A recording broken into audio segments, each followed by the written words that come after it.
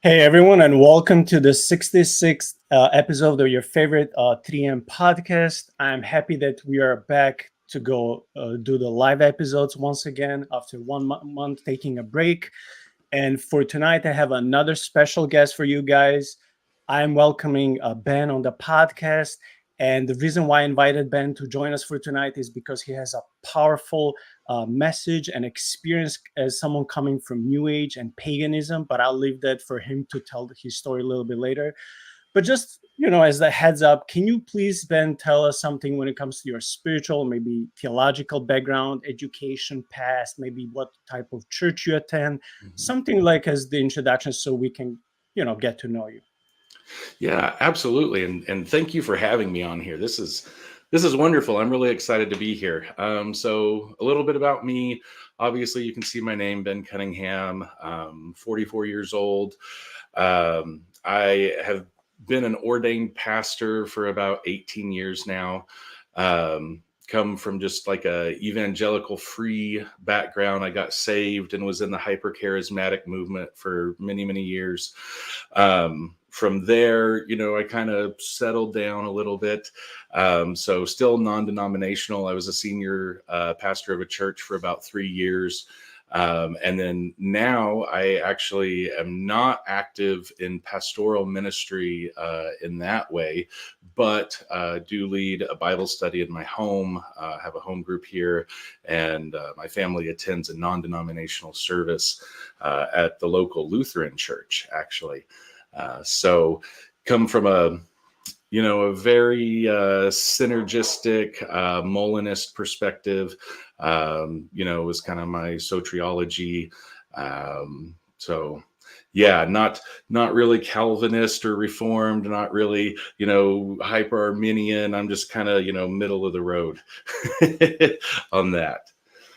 Yeah. So again, thank you for inviting me here. I'm super excited. I'm glad we got to connect.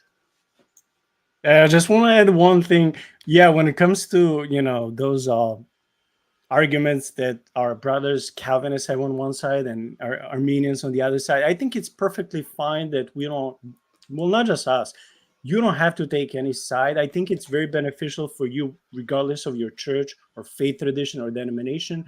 If you, of course, you find a church where you're loyal, you go every Sunday, you serve, you give, yeah. But I think it's very beneficial if you're studying and reading the books from other priests, pastors, church Mhm. fathers who could be from a complete different part of the globe and completely different, have completely different theology, and that should not scare you. I think that's wonderful because then you see yourself, you rise up from that status of just a local church and see yourself as the part of the global body of Christ. And Mhm. you, just because you belong to one local church, that doesn't mean you have to accept theological teachings and doctrines exactly the church you are, because you have freedom Mhm. to explore within the body of Christ, which is so vast and beautiful. So I would just say, yeah, I don't necessarily say for myself I'm Calvinist or Armenian. I'm just open to read and study from whoever is a sound teacher and pastor. So I think that's the right position, just like you said. Yeah. Um, Ben, I know that you have a very powerful testimony as someone coming from paganism. You were involved in witchcraft, in magic, in Mhm. all of these things. So, how about we starting tonight, maybe with your testimony, how you came to God, but even before that, how was your life before Christ? Sure. Yeah. No. Absolutely. I love to tell the story. There's power in storytelling, and so I really enjoy sharing the story because of where I am on this side of everything. Um, so I'll start. Where most stories should begin. I'll start at the beginning.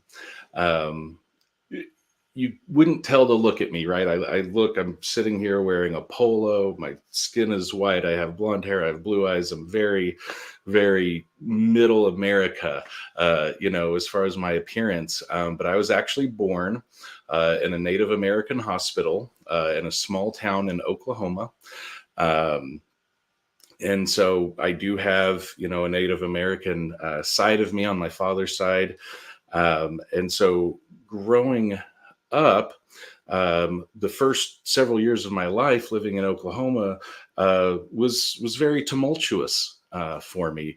My parents, neither of which, were certainly not serving Christ in any way, shape, or form at that time. My mother had been raised old school German Catholic, was born and raised in Texas, and grew up living on a farm, and the Catholic Church was the community. Everybody around all attended the same church, and her experience was she saw some things in the church itself that she didn't agree with. And so when she got older and she grew up and moved out and got married, she left the church as a whole, but not just the church specifically. She left organized religion altogether. And so when I was growing up, as children do, they look to their parents for spiritual guidance. I was always encouraged to just find my own thing. Literally told, to find what you like about various religions and take those good things and just leave out the bad things. And so that's really what I did. My parents separated when I was about 4 years old. They got a divorce. And so I was stayed with my mother, moved from Oklahoma back to Texas when I was, about 4.5 years old, in time to start school, kindergarten, at the age of about 5. And being that was our situation, I questioned everything. Growing up, in Oklahoma and this kind of stuff, I thought I had a good sense of who I was, even as a young child, and where I fit into a family unit. And then being taken out of that, it was very hard on me. I had, a very young understanding of God. I was baptized as a young child. And I remember that, though I have no idea what the church was that I was baptized in. And I even remember as we were driving from Oklahoma into Texas, I was, more or less a city kid. And on the long drive over, I had to use the restroom on one of these huge stretches on Interstate 40. And there's nothing, for miles and miles and miles. There's nothing. There's no gas stations. There's no homes. There's just flat. It's just ground. There's not even any trees anywhere. And so I told my mother, I was like, hey, I need to use the restroom. And for the first time in my life, she just pulled the car over on the side of the road. And I said, what are you doing? I need a bathroom. And she said, well, go on the side of the road, right there. And, out of my stress and my poor little mind and my heart, I said, what kind of a godforsaken place have you brought me that doesn't even have any bathrooms? And it was just very, very hard, as a child growing up. My father was not a good father figure. I'll say that. I had a lot of emotional trauma, a lot of psychic trauma, being in that house when they lived together. So she had to get away. I had to get away. And so it was just my mother and I. We moved back to Texas. We lived with her parents on the farm for a while until we could move into the city when she got a place. And I was always very, very curious as a young child about spiritual things. I constantly in my mind, I had an understanding, a young child's understanding of God being this thing up there, and a concept, that I'd heard of, angels and demons. But then also I had an experience of other things, shadows out of the corner of your eye, thinking you hear things that weren't really there, to a certain extent, even being able to kind of predict what was going to happen next. I remember when I was still in grade school, I was probably in, third, fourth, fifth grade, somewhere around there, being in the Texas Panhandle, on the high plains as we were, tornadoes were a very common experience. Storms, raging storms, with hail and thunder and lightning and high winds, and every summer, having to take shelter and hide from the weather. One summer, it was towards the end of school. I was in my room working on homework, and a storm started to blow in, and I just got the sense of elation that the storm was coming. I felt just so much energy and power. And it was interesting to me because at that time I had purchased from a souvenir shop a little dagger, a little two-sided dagger. It was black and, just had a silver blade. And I remember thinking, as I sat there and was supposed to be working on my math homework, but I'm listening to the wind howl and the rage and the hail coming through and hitting the roof and bouncing off of everything outside. And I remember feeling like if I picked up that dagger, that I could focus my energy and my intention into it, and that the storm would get stronger. And that if I set the dagger down and tried to focus on my math and what I was supposed to be doing, then the storm would start to abate and it would, lessen in intensity. And I remember thinking how interesting it was because I could replicate it. I could do it over and over and over again. And I remember picking up the little dagger and running to my mother and saying, "Mom, watch this, And I, picked it up and held it. And it felt like the storm was getting so strong around me. And, she did what, mothers do and took it from me and said, "Go do your homework." And so that's what I did. And I focused on my homework, and, the storm went away. There was never any real severe weather from it. We didn't have to, take shelter or anything like that. But I carried that kind of sense of elation with me as I got older. And as I started to look into religion and different spiritualities. Because like I said, that's what my mother encouraged me to do, to look into these things. And growing up, having come from Oklahoma, I had, and having, some Native American ancestry, I had some books, on my Cherokee heritage and what Cherokees believed and what they, worshiped in the past and that kind of thing. And so I started reading their myths and I started reading their folklore, and I started, to try and engage in that type of paradigm where spirituality was seen as there were spirits in everything. Trees had spirits, land had spirit, air had spirit, that there was a great spirit, kind of overall, but that everything had a spirit, within it, the animals, the water.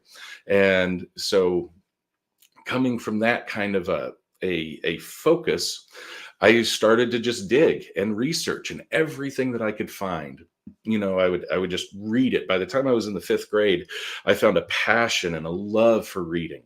And so I would just read and read and read all that I could. In middle school, for fun reading, not schoolwork, I started to get into fantasy novels. And so I really enjoyed the world building and the storytelling and the aspect of dragons and wizards and all of this kind of, just epic, stories. And I just love to escape into these worlds, and I could just read all night long. I would, when not in school, I would stay up all night and just read, a 200-300 page novel in a night. And my mom got to the point where she was so tired of having to stop and buy me a book every day after work and try and find what she was going to hand to me next. She went to a bookstore and asked the gentleman working there and said, "I'm so tired of having to try and find the next good book. Is there a series where I don't have to think about it? After he reads the first one, I can just stop and buy number 2 and number 3 and number 4. And so sure enough, there's just these epic series of books. And so that's what she would do. I'd read one in a night or two, and the next time, she'd buy me another one, and I'd just consume it. And so that really was in my formative years beginning to shape my identity and how I viewed the world. Growing up, to an unwed mother, an only child, coming from a city, having, some Native American ancestry in me, I didn't fit the norm for where we had moved in Texas. I didn't fit the norm of being a farm boy and knowing, how to relate to my cousins, to my grandparents, my aunts and uncles, and especially my grandfather. This is my mother's father. And he didn't really like me very much. He didn't really have kind words to say to me. He would quite constantly, curse me and try to get me away from him and that kind of thing. And that was, how I grew up. And so it was like real life was bad. It wasn't good. I didn't enjoy it. At school, I was bullied and I was picked on. I was actually very, very small, very skinny, very frail looking. And so I was an object of ridicule and got picked on by a lot of people growing up. So by middle school, I really started to look at these books as an escape from what was kind of the horrors of reality. And I just dove into it and I loved it. And then by high school, I remember my freshman year in high school, I had started to find another, group of friends that had shared the same interests. They were really into the same kind of books, these fantasy books that I was into. And one of the guys in this group of friends, he was a couple years older, and he had read all of these books, and we played the card games and we hung out. We were the ones in the high school that everybody else kind of stayed away from because they thought we were dorks or we were scary or whatever. And I remember sitting there reading a book at the lunch table one day as he was sitting across from me playing cards. And I remember putting the book down and looking at him, and I said, "Man, don't you ever wish that this was real?" And he stopped and he looked at me and he said, "What do you mean?"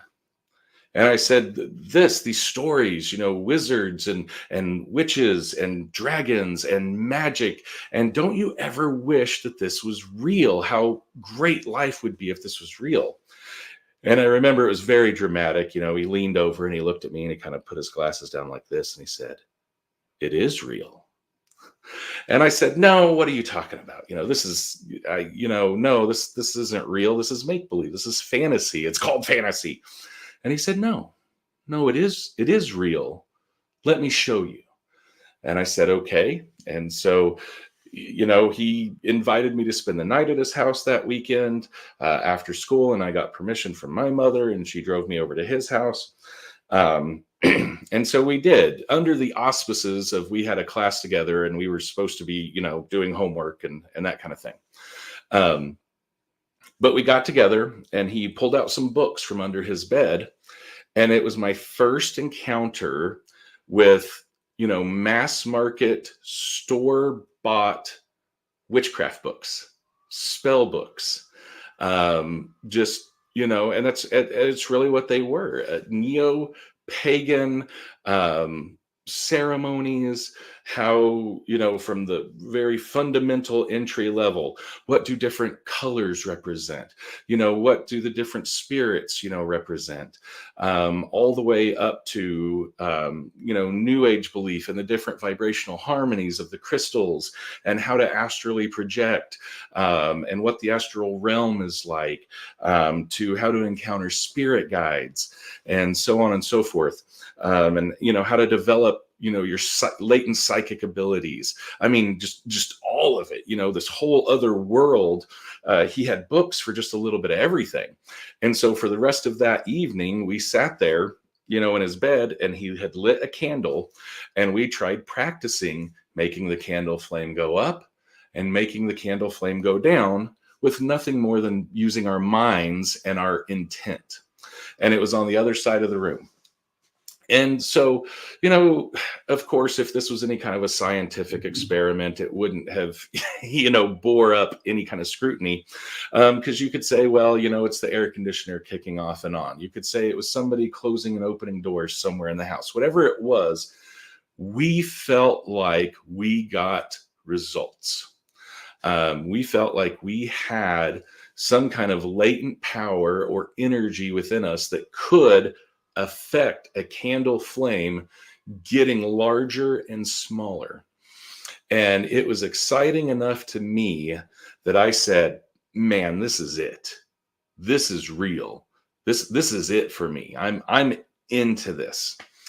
And so very quickly, at 14 years old, I just got excited by this. And so I started visiting, the bookstore. And instead of, just shopping the aisles of the fantasy novel section, well, lo and behold, one aisle over was the New Age section.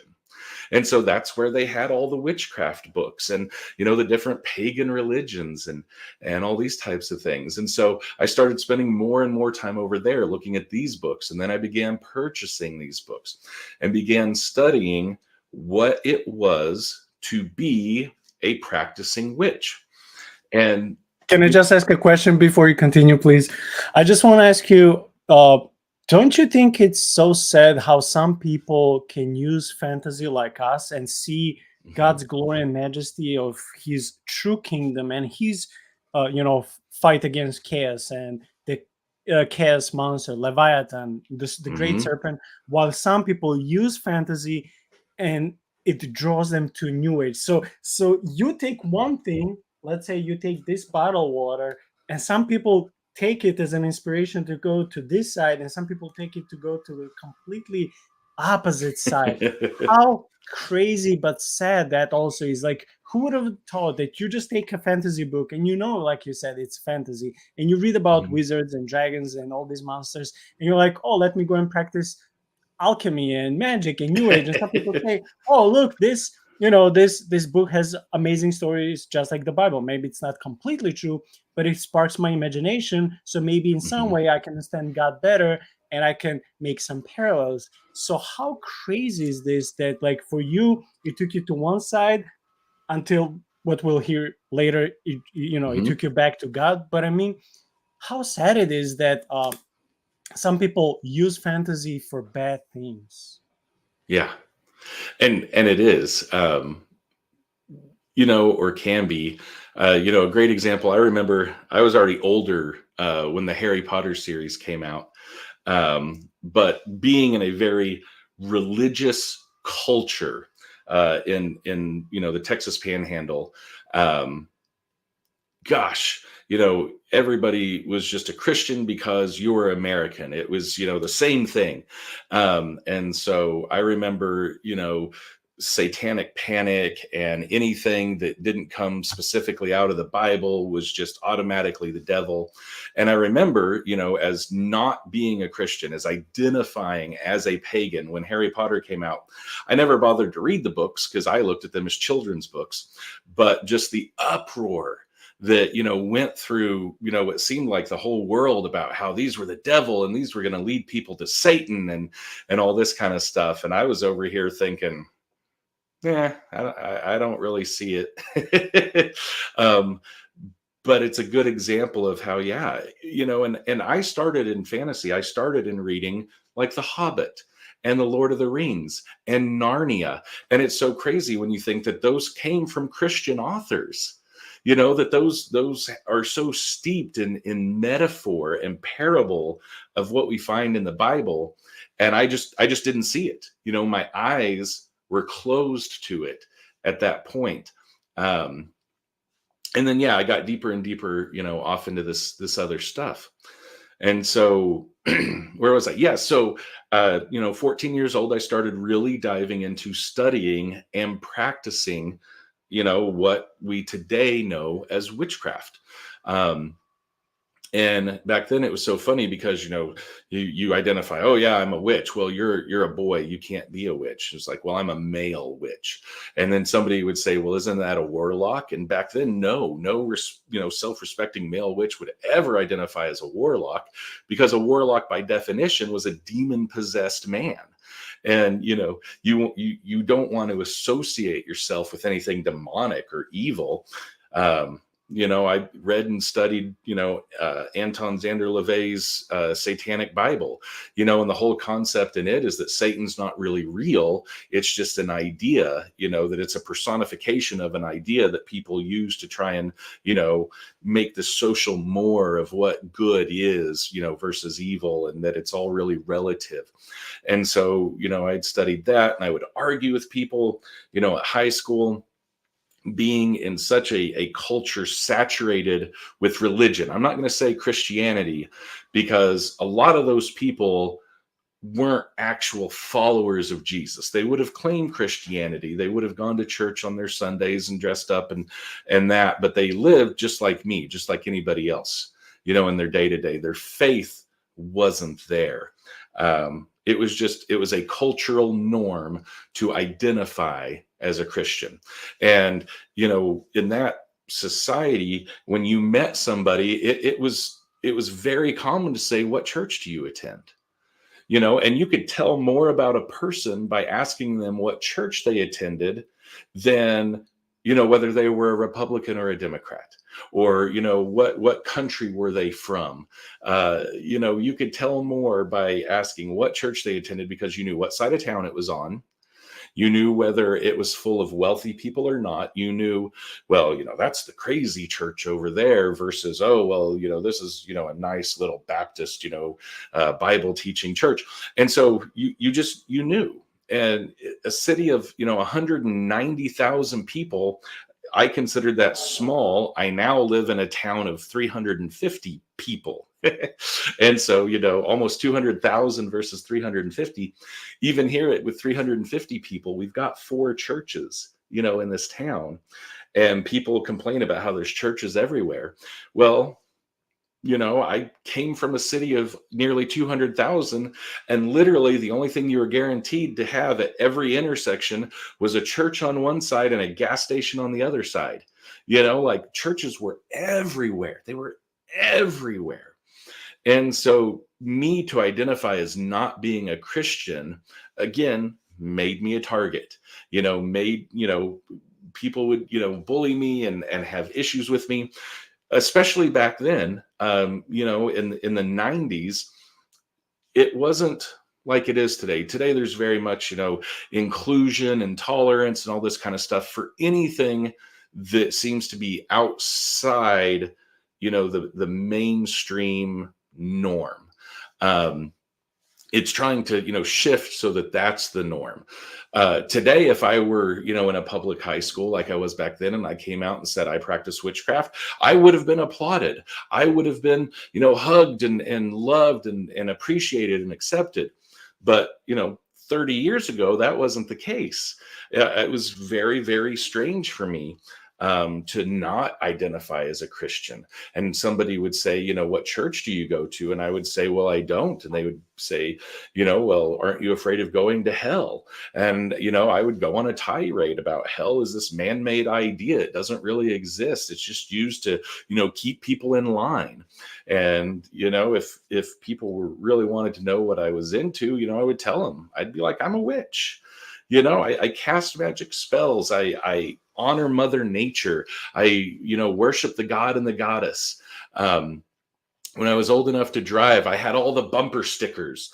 You know, I had the you know, atheist fish with the feet on it, you know, eating the little Christian fish.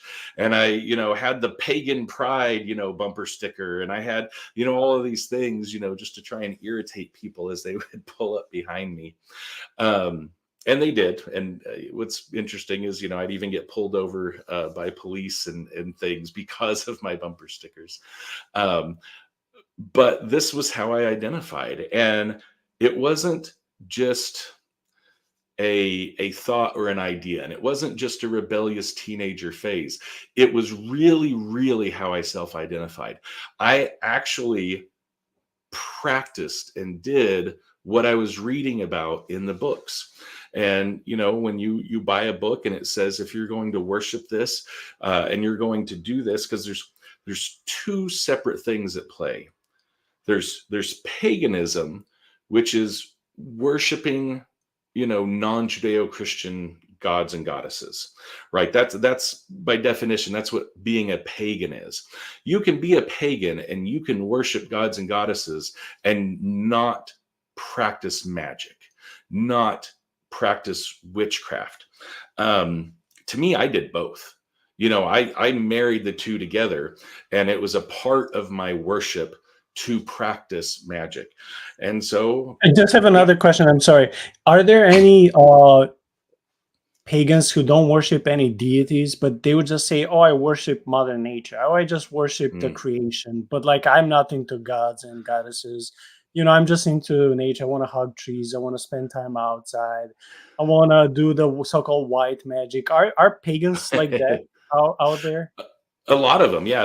I would say actually a good majority of them are. They don't key in on an actual deity to worship. It's just all about the universe. It's whatever you put into the universe, you'll get out of the universe, and it's manifesting, what you want. Like, no, it's called sowing and reaping, but it's just the so internal struggle. But yeah, absolutely. I've known lots of people in my life who are very, very universal, in saying that, well, all things, lead to the same place and everybody goes to heaven. And, as long as, you're a good person, let's not get into what good is, but as long as you're a good person, yeah, you're all going to end up going to the same place. And there is no ultimate good. There is no absolute truth. There's no anything. It's all relative. It's different for everybody. Your experience is what defines what reality is. And I like to use this as an example. I grew up, and of course, I was a geek growing up, and I really love Star Wars. And I grew up with the original Star Wars, 4, 5, and 6.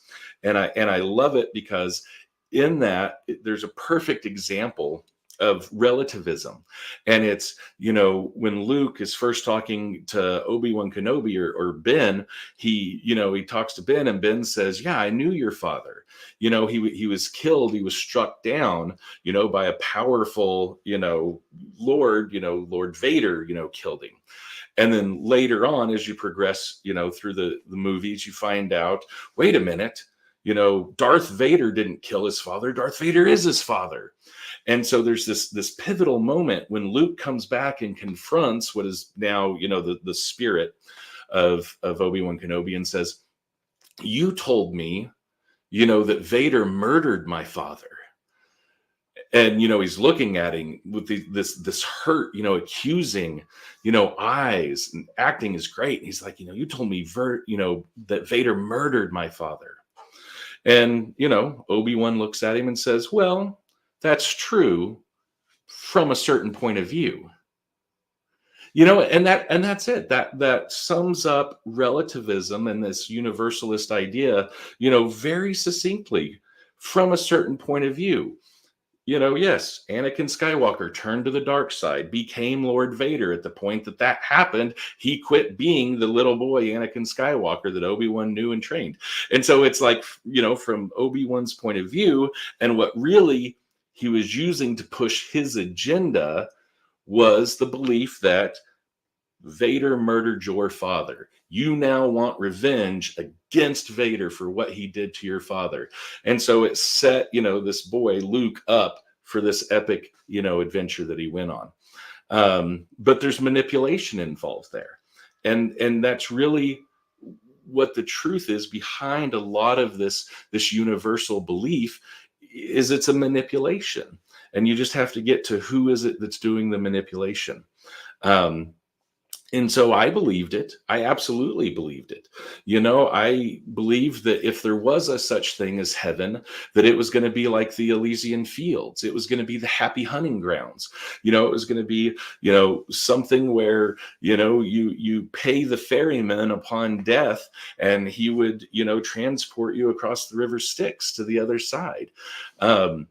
If I can add, it seems like your version of heaven as a pagan was a combo of a Native American belief of like eternal hunting for bisons and deer and stuff, and then paying a ferryman, which is more like I don't know if it's North mythology or something. So your version of heaven came from your studies of paganism and mythologies, right? Yes. So your whole worldview was just a pileup of so many different layers because of your love to read and study as a boy. So as you were growing up, you were reading and absorbing knowledge. Some of that was so-called forbidden knowledge that you shouldn't read, but you did. So now you're like growing up, you're in your mid or late teen years with all this knowledge, and you identify as a pagan. uh, how your life starts to develop further from this point. Can you please tell us maybe of some creepy supernatural experiences with Mm, demons, or maybe you summoning some spirits, or maybe practicing magic spells? How did it mhm. work? Because I want people to see, both Christians and non-Christians, how these things are real, Yeah. and we should stay away from them because they're real. And ultimately, we Mhm. want to see that Jesus is bigger than all of this. Yeah, absolutely. Um, so yeah, to get into some more specifics of it, I would absolutely cast spells. Most often, it was done, in the privacy of my home, where others couldn't see, unless I was with other like-minded individuals, in which case, we would join together and would practice together. I never joined a coven because I was raised to not trust organized religion. And being a part of a group, even a coven, was too much for me. Too much organization for me to trust it, and to be, submitted to, a high priestess type figure. And so I called myself a solitary eclectic, right? What I worshiped and what I practiced was an amalgamation of everything that I had seen and found that I liked, just like my mother had raised me, to believe and do. And so I would absolutely, cast a circle, which you light candles, maybe you do salt, it's whatever you're doing in the moment. A lot of it's just creative visualization. It's literally all in your head, but you go through and you do the ceremony of it. You turn down the lights, you would light the candles, you would call in the corners of the earth, asking the spirits from the different cardinal directions to be there to protect you from whatever might happen while you're practicing spell casting. And it's so funny because you look at it now and it's like, okay, yeah, so I was asking the demons to protect me from the demons.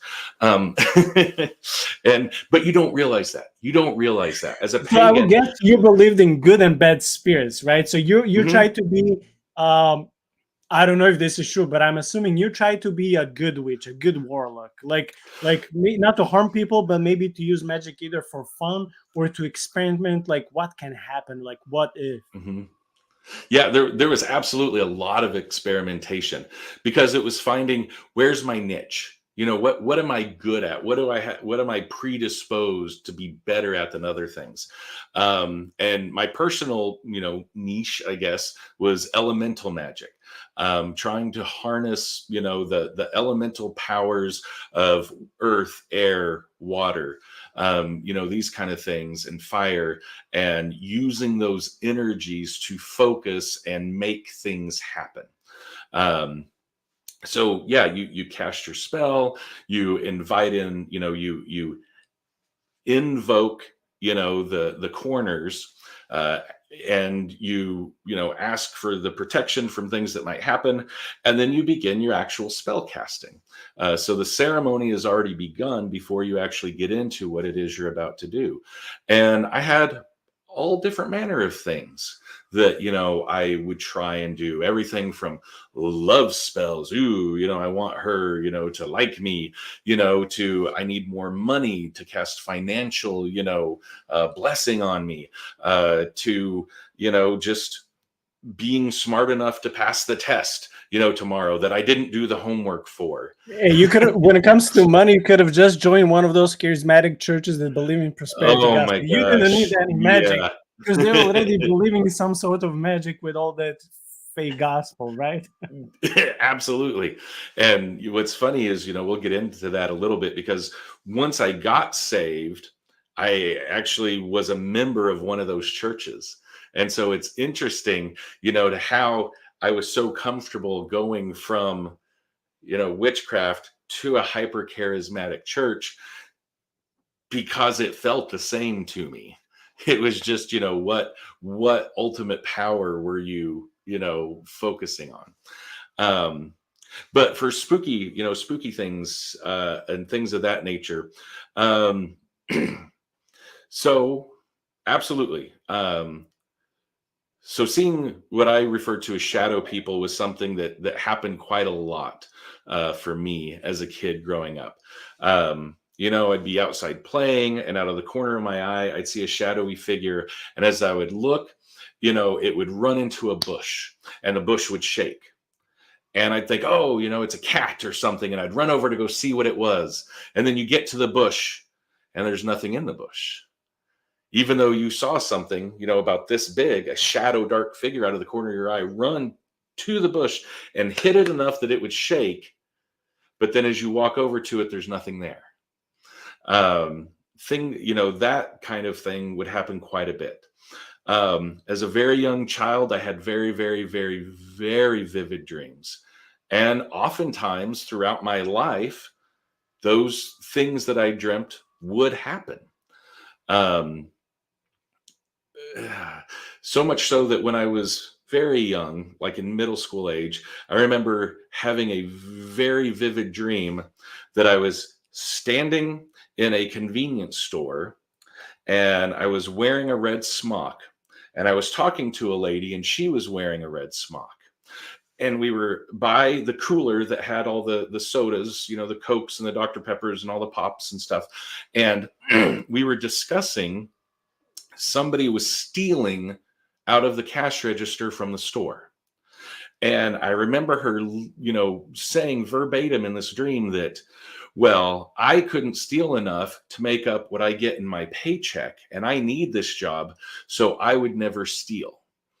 And I remember in my dream that clued me in, she is the one stealing. And I had this dream when I was very young. I was in the 6th, 7th, 8th grade. Later, when I was 19, I actually had a job working at a convenience store. And I was working there, and we wore red smocks. And I was working with a gal one day who was an older adult lady, and we were in the back and we were stocking the sodas. And lo and behold, the store manager had let it be known that he knew somebody was stealing from the register. And, when it was found out that they were going to be fired. And so this lady and I were having this conversation, and it's more than deja vu. Like sometimes you feel deja vu and you're like, oh, I kind of think I've been here before. It was like the second that I stepped into the reality of that moment, I knew exactly how everything was going to play out for the next several minutes. And I already knew what she was going to say. And I already knew that meant that she was, in fact, the one stealing the money. And so I let it play out, and we had the conversation, and she said the words, I could never steal enough from that register to make up my paycheck. And I just knew. And I knew at that moment that she was. And the very next day she was fired because she was on camera being the one stealing from the cash register. I was really good at dream interpretation. People could tell me dreams and I could tell them what those dreams meant. Like very, very specifically knowing things about their personal things about them and things that they were dealing with in their lives, that there's no way I could have known. But as they would tell me the dream, in my mind, it would start to make sense and I would start to understand it. And I would say, well, you're struggling in this area, with your parents or with your girlfriend or whatever it happens to be. And, what, God or nature or whatever it is that you happen to believe is trying to tell you with this dream, it means XYZ. And people would just, wow, how could you know that? And I'm like, hey, I'm just telling you what's coming to me. I'm just the vessel. And so I would do these dream interpretations and I would do fortune telling. I would read palms. I read tarot cards all the time. In telling people's future and what were the cards telling me. I had my own grimoire, a spell book, that every practicing, witch has, that is their own spell book. with spells that I had written and that I had created.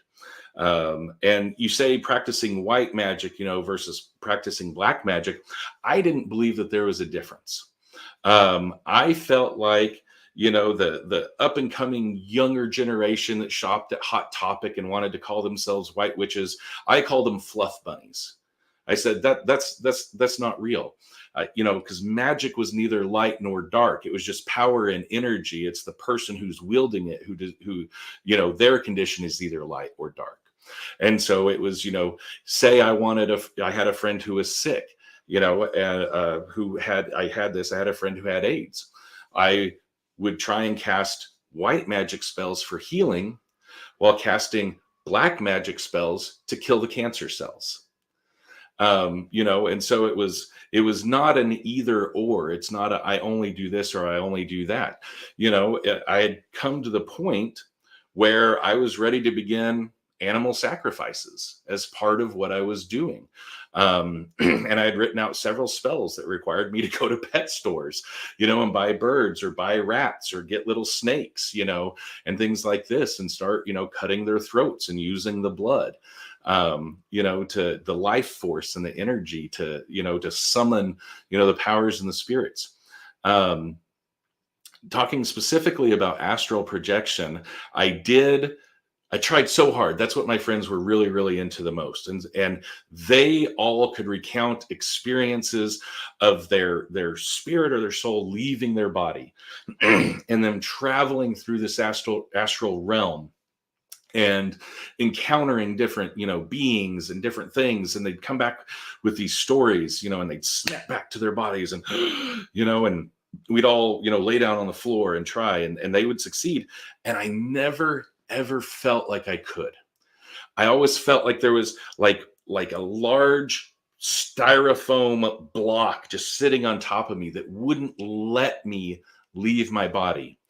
Ben, I just want to ask you. I just want to ask you before you continue. When other people talk about their personal experiences with astral projection, many times it turns out bad. They witness so-called aliens that turn out to be antagonistic and evil and somehow hating people for no reason. Or they will say, hey, what are you doing like in my spirit realm? Like, how did you even come here? So then the people who are just curious and thinking, oh, I want to be friends with them, I want to go and explore, they will be, even though they're like not in their body, they're like in their spirit body exploring the universe, they'll be afraid for their lives, trying to come back in their body, trying to escape these so-called alien entities that will try to catch them and harm them. So in the case of your friends who were able to leave the body, their bodies, do you know of any experience and story that they witness some evil entities that they try to hurt them? I don't know of any that they had. Several of us did find and connect with spirit guides. And I did, even though I wasn't able to leave my body, I actually had a spirit guide come into my mind while I was trying to astrally project and came to me to meet me. Most of their spirit guides, until I got older and more advanced, while we were still in high school, were represented as animal beings. It was a wolf or a crow or, something like that would help lead them and guide them as they would go on their astral projection journeys and help to keep them safe. I never encountered any of that, and not with the group. But when I was at home, this is later in high school, I was probably 16 or 17 at this point. I was trying to astrally project one night, and I'd cast my circle and I was laying in bed, and I was trying so hard to push through and just release and to let go. And in my mind's eye, laying there with my eyes closed, all of a sudden I was presented with a figure that looked very, very, very much like, the spirit of Christmas past, from the Charles, Dickens story. And it was It was very much like the spirit of Christmas past, and it was jovial. It was almost a Santa Claus like figure, and he had a big white beard and nice red cheeks, and he wore red, and he had green leaves growing and all around him, and he was just happy and jovial, and he kept presenting me in my mind with all these gifts. He just wanted to give to me knowledge, and wanted to give to me these gifts that would open up, he promised to open up, different parts of me and aspects of me and parts of my brain and parts of my spirit that I couldn't access. And he was just, constantly saying he was going to do all these great things for me. And I loved it. I was like, this is amazing. This is what I've always wanted. And when I asked him, like, what do I call you? How do I refer to you? He simply said Goliath, and to me, not being raised Christian, really, that, like only knowing maybe a snippet of a children's story, it didn't hold any significance to me. It didn't hold any significance to me at all. And so I accepted and I welcomed Goliath in. And, I was just in awe of this being. And, I told all my friends about it and how great it was. And, like I felt like after that, my power got stronger. That's when I really started to write my own spells, and I started to understand the nature of unseen things, and how the spirit world kind of worked in the background. Excuse me. And so I really kind of took a step ahead in what I was doing after that point. And it was a very intimate relationship that we had.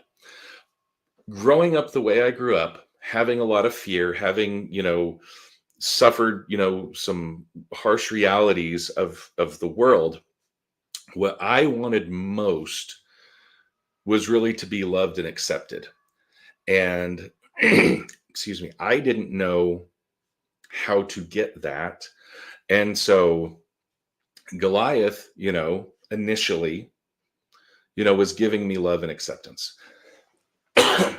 Apologies. But what I thought I wanted to feel loved and accepted was physical affection. I wanted a girlfriend. I wanted somebody to hold and to kiss and to hug and to make love to, like all my friends had. And I wanted that relationship. And I had a very, very deeply held belief that I was an incomplete human being if I did not have a female in my life, that I was not whole without this. And so a lot of what I did, a lot of my magic and my spell casting and these kind of things were manipulations to try and get girls into bed.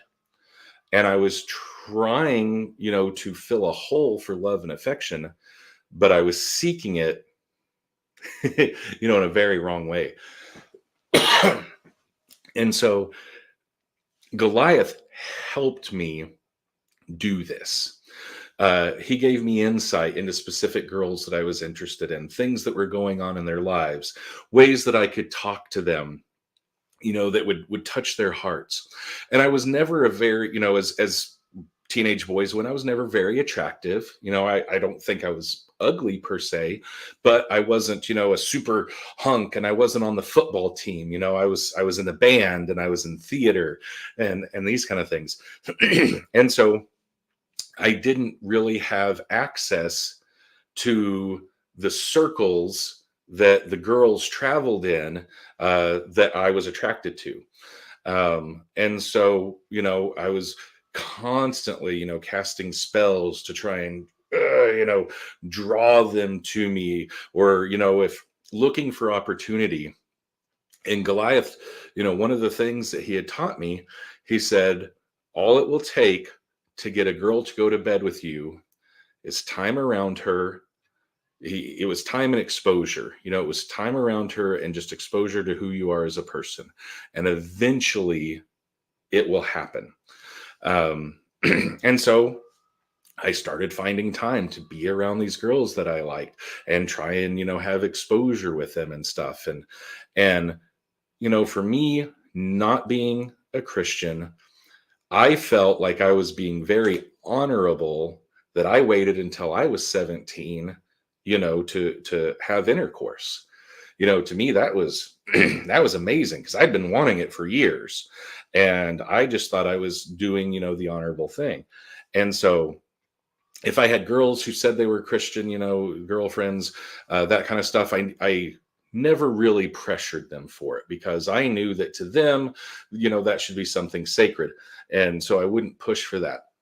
But other girls that I, was exposed to, absolutely. And geez, it sounds so ridiculous, but I remember being at my friend's apartment by the time that we were living in apartments. And, if they were back in their rooms, with their girlfriends, having intercourse, making love, whatever. I remember feeling like I could capture that energy, that I could capture it and that I could take it into me and that it would give me more power. And so there was a lot of, shoot, there's whole books out there called Sex Magic, and you were like a spiritual vacuum cleaner. Like you wanted to suck in all this sexual energy so you can feel like you had more power or opportunity to like draw maybe even more ladies or more attractive ladies or something that on a natural realm in your own ability, human ability, you wouldn't be able to do. So now you're like they're trying to, like you said, this sounds so much like so many fantasy books and novels. You're there in the nature or wherever or in the library, and as a young wizard apprentice, you're trying to draw this knowledge or these abilities from either spirits or your teacher, master, like in Star Wars, like from Jedi masters. You're trying to get this so that before you go have a quest. So like in video games or movies or books, a quest will be go slay a dragon or go kill a monster. But your quest was like, hey, let's go and find some hot lady. Yeah, very much. Of course, I was rescuing the princess, right? Because the flip side of this is, yes, I was trying to, meet a felt need within myself, but I also thought that I was the answer to their problems. That whatever pain and hurt that they were suffering in life, however somebody had done them wrong, if they could just be with me, I would make everything better. I would rescue them. I could save them. If they would just sleep with me, I would make all the pain go away. Man, like your life were like a true fantasy. That sounds even bigger fantasy than reading Lord of the Rings, right? Like you were like the biggest hero in your life. Yeah, I absolutely was. I absolutely was. I remember very distinctly when my brain kind of clicked and I understood as an older teenager, I was 17 or 18, when I started to understand that other people actually exist, that everybody isn't really just kind of a figment of my imagination, that everybody doesn't only exist in so much as they're there to interact with me and serve me. I remember feeling like a click in my brain when it was like, that person that I don't know is walking away and they are going to have a complete life of their own. They're going to have their own experiences. They're going to have their own interactions with other people and their own parents and kids and all this kind of stuff. And I remember really realizing that other people existed the same way I exist. Up to that point, I really thought that everything was all about me. And that if somebody wasn't directly, interacting with me, that they just kind of ceased to exist, that they didn't count anymore. That they weren't. You were like a deity in your own life, almost in a way. Like if you don't pay attention to me, like I'm gonna delete you. Almost like I'm gonna take a rubber and erase you from my life. Yeah. Also, I wanted to ask. I don't know if you want to answer that question now or later. Have you ever used, out of jealousy or pain and hurt, have you ever used a spell to like be vengeful? Oh, yeah, absolutely. Especially as a teenager. I mean, that's all teenagers are is angst. And so, okay. So I had my group, and we were male witches. There were 3 or 4 of us core in this group that we practiced witchcraft together. Um, a couple years younger than us, there were some girls that came up in the same high school, and they wanted to be a part of the boys club, and they wanted us to teach them magic, and they wanted to know what we knew, and we said no. But at the same time, we wanted to date them and have sex with them, but we didn't want them to be a part of what we were doing. And so we said no. And so while we were still trying to date them and have relations with them, we wouldn't tell them anything that we knew. We wouldn't share any of our knowledge. And so they decided, after about a year of this, to form their own group. And so now in this high school, of a couple thousand kids, you had a group of male witches, and you had a group of female witches. And I remember for a good semester, we had an all-out witch war against each other, where all we did was hateful, spiteful, evil, vindictive spells against each other, because we wouldn't tell them what we knew, and because they wouldn't have sex with us. It turned into this whole all-out war. But did any of this spell like work actually, that like how the other people complained, they were like hurt or sick or something happened, like an accident? So here's the interesting thing about any of the spell work I did. Things happened, but nothing happened the way I wanted it to. And when I would talk to Goliath about it, he would always say, well, it worked the way it was supposed to work. And I would be like, well, but that's not what I wanted to happen. One of the spells that was cast at me one time, I remember waking up one morning. We hadn't had any bad weather or anything. I woke up one morning and it was spring, and my entire house, front and backyard, was surrounded by dead baby birds. The whole house, a circle around my house, front yard, backyard, dead baby birds all the way around it. And I knew that meant that one of the girls had tried to cast some kind of spell against me, but my circle that I'd cast to protect me had warded it off, and instead it went to the nature around me. But I didn't even have that many baby birds. I lived in the Texas Panhandle. There's not trees, but there was dead baby birds all around my house. Not like a cat, brought me one on the porch, like all around. I had a teacher, a theater teacher, that she slighted me. I felt like she really did me wrong. And she, was trying to have me expelled from the school for sexual harassment. Go figure. I was a creepy guy in high school, and I put off very creepy vibes because I was a creeper. I didn't realize that though. And so because she was causing problems with me, I cast just a very, very horrible spell. Just let all my animosity and my anger and my just hatred and spite, send her way to cause whatever harm it may cause. And within about a month's time span, she got in a car wreck and was hurt. Her husband left her for another woman. And she was close to losing custody of their child because her life was such a wreck. Not only did she not manage to get me kicked out or expelled from the school, it went all the way up to the superintendent, of the schools, of the entire city, that she had fabricated a lot of the things, the evidence that she had against me. She said that she had all these reports from the girls in theater class of creepy things that I would say or that I would do. And to be fair, I probably did and said a lot of those things. But her proof was all just her own handwritten notes, that these things had happened. And so when it made it all the way up to the superintendent, I wasn't invited to the meeting, but my mother was there, the teacher was there, the superintendent, some other administrators were there. And they said, don't you have any real proof? And she said, well, the girls told me these things and I wrote it down. And here's where I wrote this, and here's where I wrote this, and here's where I wrote this.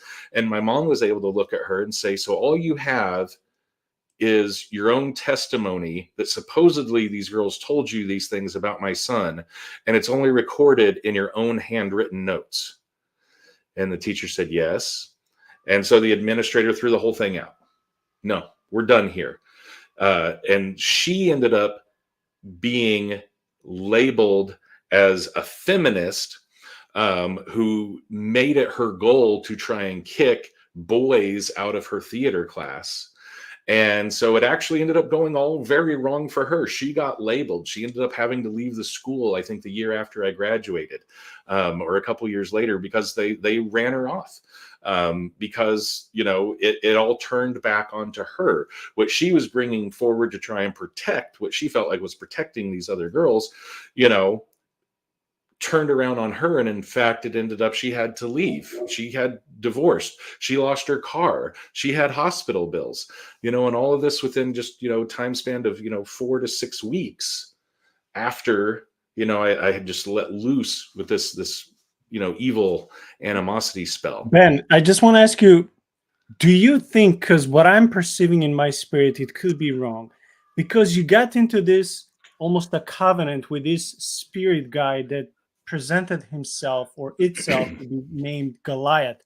Do you think once when you were hurt and you went to your spirit guide named Goliath, do you think when your anger and vengeance came, that actually it was that spirit, supposedly your guard and guardian, that went and hurt and cursed and threw spells that actually worked on this teacher or professor? Because that's what I'm perceiving. Like our words, I don't think they have that much power unless there is a spiritual entity behind those things, like spells, magic, words, incantations, things of that sort. So what I'm perceiving, I think that was the spirit going, you know, ahead of you and hurting someone that you share with that entity, because you're in covenant with that person in the same way that Israel was in the covenant with Yahweh.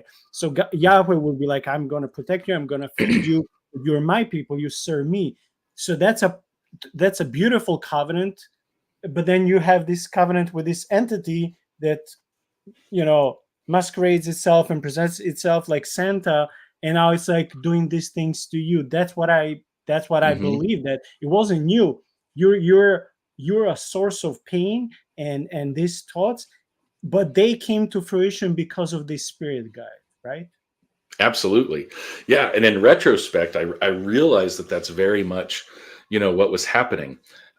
As a pagan, as a witch, I was always uncomfortable with worshiping a goddess spirit. And that's what drives neo-paganism today, is the goddess, the 99 names of the goddess. Which goddess, you know, which manifestation of the goddess do you worship, blah, blah, blah. But to me, that felt, I don't know, that felt like there was no real power or strength in that. And I was like, I know there has to be a godhead, you know, to the flip side of all this goddess worship. And all my friends were fine with worshiping the goddess. I wasn't. I wanted a masculine deity. And so I studied Pan and I studied Carnunios. And what I ended up landing on was the Green Man, is just how he's referred to. And he's in a lot of, you know, European architecture, even on churches and some pagan places, where it's almost a nature spirit. It's a man's face with a beard and hair, and there's leaves and, you know, these kind of things growing out of him. And so Well, that's what I worship. isn't it involved in the legend of King Arthur and something like that? Yes. Yeah, very much. Absolutely. And so that was the deity that I chose to worship. And I followed the Green Man, and I had a necklace, you know, with his face on it that I wore as a talisman. And, you know, Goliath was very much fashioned his image that he presented to me to look like that, to be a happy, inviting growth and life and mirth and joy, and, you know, this kind of a thing put forward as a masculine entity. And so I loved it. I thought that was great. I thought I'd really found it. And I didn't experience Goliath as Goliath until I was a teenager. Like I said, when I was trying so hard to encounter some kind of an astral being. But my whole life, I always knew that there was a presence that was with me, even as a young child. You know, elementary school, grade school. I could run. Man, I was fast. I was a fast little kid, and I could run so fast. And I remember that, I'd be running from my front yard towards the backyard, and the latch would lift up, and the gate would open up in front of me, and I could just run through, and then the wind would blow it shut behind me. And so I'd never have to, stop to open a gate. I could just run right through. Once I became old enough to drive, and it was all about feeling the flow of whatever this entity was around me. And it would move in front of me, and it would, rise up behind me. And, I would, try to hide within it to give me strength when I was afraid, because so much of my childhood, I was afraid, so much fear in my life. And there was things out there looking at me in the darkness, and I could feel them, and I would just have to hide, like this. One of my first spiritual encounters with a spiritual being that I had, I was still very, very young. I had to be younger than 4. So, 2, 3, 4, in that age range, because I was still living with my parents in Oklahoma. They were still together. And I had a lamp that sat on my nightstand next to my bed. And in the lamp, the base of it was glass, and it was a display case. And it had a ceramic figurine in it. And it was a little boy wearing a straw hat, holding like a bamboo fishing pole. And he had a can that had some worms crawling out of it that was sitting on a tree stump. It was this little statue, supposed to be a nice little scene of a little boy who, was fishing. Well, one night my parents were violently fighting, hitting each other, screaming, yelling, cussing. My father had called me into their bedroom where they were fighting and asked me to get the belt for him so that he could beat my mother with it. And my mother was screaming, don't get it, don't do it, don't do it. And so I did what I would do, and I would run into my room, and I would hide under my covers, and I would close my eyes till I fell asleep. Well, this night, I remember something woke me up in the middle of the night, and I opened my eyes, and the little figurine boy was moving inside the glass case. And I thought, well, that's not right. That's kind of weird. And I got scared, and I, cover up, but then I'd look again. And he wasn't in the case anymore. He wasn't in the glass. The glass wasn't broken, but he wasn't there. And I remembered looking down across my bedroom floor, and now he wasn't a little bitty figurine anymore. He was 3 or 4 feet tall, almost as tall as me, but standing there looking at me. And I felt fear, and I felt dread, and I felt malevolence. And I ran. I jumped out of my bed, and I ran, and there was a hall closet, and I hid in the hall closet, and it connected through into my parents' bedroom. And I remember running, from this thing as it was following me down the long hallway, and I hid in the closet. And I remember thinking, I don't want to go into my parents' room, because my last experience was them violently fighting with each other. And I looked, through the slats in the closet door at them, and saw them asleep together in the bed. And I remember thinking, I felt betrayed almost. I was like, how can you fight like this? So terrible. And yet still go to bed and sleep with each other. But then the entity was at the door in the hallway. And so I jumped out of my parents' closet, and I jumped into bed between them, and I was hiding. I was like, I'm in bed with my parents. It's okay. It can't get me in here. And I was hiding under the covers. And I remember, looking out of the covers and watching the entity walk into the bedroom and walk up to the foot of the bed, right there at the foot of the bed. And my parents were both dead asleep on either side of me. I remember my mom on the left, my father on the right, clueless, oblivious to what's going on. And I felt like it was about to get up and get onto the bed with me. And so I hid under the covers, and I just hid. And I just closed my eyes, and, it's not real. It's not real. It can't hurt me. I'm here. My parents are on each side of me, until I fell asleep. And of course, eventually that morning later, I woke up, and it was gone, and the little figurine was back in the lamp where it was supposed to be. But it was such a terrifying experience. I never forgot it. Later, as we moved to Texas, I had different, No, I just want to ask, did the entity continue growing or it stayed that length? Because first it was just a small, figurine, and then Mhm. it grew like to a few feet.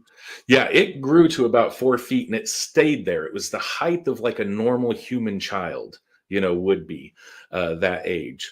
Um, And would you agree or not? Because in some previous episodes, when we were covering how some entities specifically peak to harass and bother kids, would you agree or not that in some cases, trauma, pain, and suffering in a child's life is somehow, I don't know how, is somehow attracting demonic entities to come, even mhm. though children, of course, don't want demons in their house, but somehow Right. trauma opens the door for demons to come and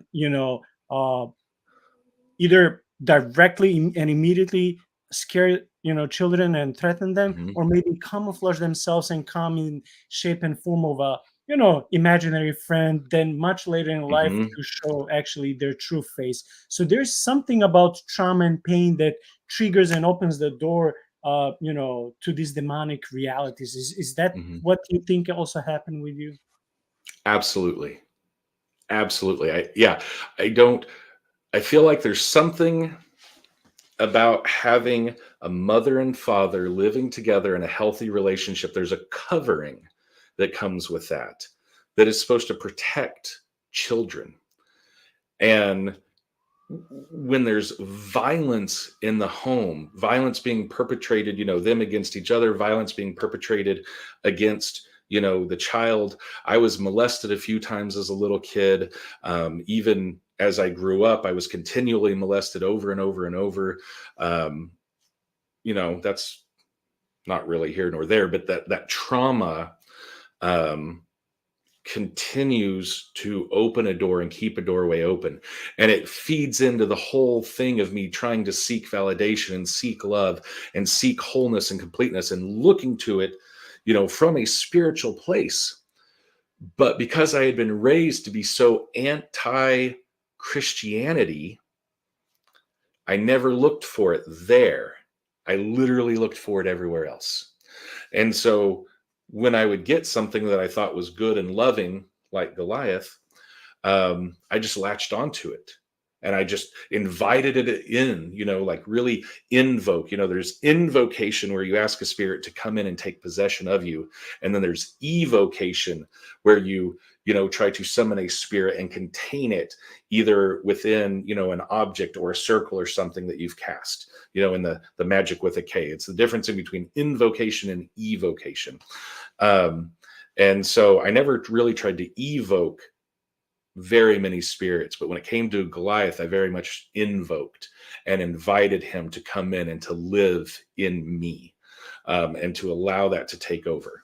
That sounds like a perverted version of the gospel. And when Jesus, through the Holy Spirit, comes to dwell or tabernacle in us, this Hmm. is a demonic perversion of that beautiful coexistence or communion with the Lord. Now the demons want to do the same, and it also again comes through invitation. Instead of saying, Jesus, come in my life and save me, and be my Hmm. Lord and Master and all those things, now the demons want to copy what the Lord is doing, but Hmm. in a way that is very tricky, very perverted, and very dark. That's what I'm perceiving while I'm listening, and I don't think Hmm. it's a coincidence. I think it's a very strategic uh, weapon and tool from the enemy to come and portray themselves or itself, in your case, as Goliath, or someone accepting and loving, and come to look as Santa. So, like, hey,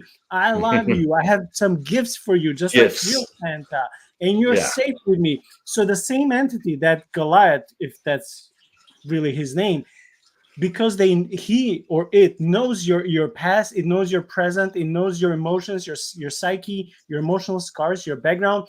It chose to present itself in this shape and form. To some Hmm. other kid or in some other family may choose another name and another shape or form, which Hmm. again and again just proves the Bible to be true when it comes that the devil comes even as the angel of light, Hmm. trying to deceive us, but actually trying to come to steal and kill and destroy. So I don't know if Yes. there's anything you would like to comment on this. Yeah, absolutely. So as we progress in the story, I began to, as I got older, I began to, um, while I was growing in, my magical ability and what I believed here, um, God, the real God, Yahweh, unbeknownst to me, was working behind the scenes and orchestrating some things to where he was going to start really shaking things up in my life. And so, right out of high school, I graduated. I was 18 years old. I tried to attend a community college. It wasn't for me. I wanted to have some direction in my life. And so I went into a massage therapy school. And so it was a trade school. It didn't take years and years and years to get a certificate and become licensed in the state of Texas to be a massage therapist. And so I did that, and so that was my trade. For about 3 years, I was a massage therapist. And in that, of course, knowing what I was into, there's all sorts of sexual energy and there's all sorts of feeling of, power to make people feel better and to fix and to heal and all this kind of stuff. Part of the class of massage therapy was called energy work. And it was literally you trying to focus your energy, feel it in the palms of your hand, push your energy into other individuals, to try and be a healing force. And, maybe there's some scientific, to that, because energy is real. Our atoms talk to each other, via energy and this kind of thing. But it led me into a practice that's called Reiki. Reiki is very, very well thought of, very well respected, today as being a healing art. Here I was 19. I had my own business being a massage therapist. I had to get a certain number of continuing education units every year to keep my license up with the state. And so I took a Reiki class. In the Reiki class, all of us that were there as massage therapists were all pagans. I knew most of them. Even in a town of nearly 200,000 people, there were very few actual pagan stores. It started out, there was one called Dolphin's Cove, then there was one called Elemental Moods, then later there was one called La Casa de Luz, the House of Light. But there were witchcraft stores, and there was always the flea market that had a booth at it that out front was selling Catholic, idols, statues of Mary and crucified Jesus. But as you walked past them, then you would find the spell books and the incense and the tarot cards and the crystal balls and stuff. And so you always knew where to go to find these things. So I knew most everybody that was really active in the community, even in such a large city, because we all went to the same places. We all knew each other. And so I knew these other gals. I was the only male that was there, and the teacher, was a lady teaching us this. And she talks about, where the different chakra points are in the body. And that, depending on what your belief is, some people say that Jesus came down from a mountain and, taught the first yogi these magic symbols, to use to heal and realign your chakras. But that most people encounter a spirit guide. Now, I've had a spirit guide for several years at this point, but I thought, hey, this might be interesting to have more than one. Let's see what happens. And so as the last part of the class, you get taken through a guided meditation. And I've been studying meditation for quite a while, just how to try and empty yourself and find absence, of self in a meditation. And so, but she, would lead us through this guided meditation. And then, through the guided meditation, it's actually an astral projection, and it's your spirit leaving your body and going out into the universe to try and encounter a spirit guide specifically to help you to learn how to draw the magical symbols over the people's chakra points to realign their energy and to bring health and healing back into their bodies and get rid of their dis-ease and their dysfunction. And so as I was going through this guided meditation, at the point where in the as she's guiding us through, at the point where we're supposed to be encountering our spirit guide, it was so interesting because all of a sudden my eyes are closed in my mind's eye. I'm kneeling on a floor and I'm on my knees and I'm down on my hands like this. And it's all I can do to even open up my eyes. and all I can see in front of me are feet wearing sandals. And I instantly knew that it was Jesus.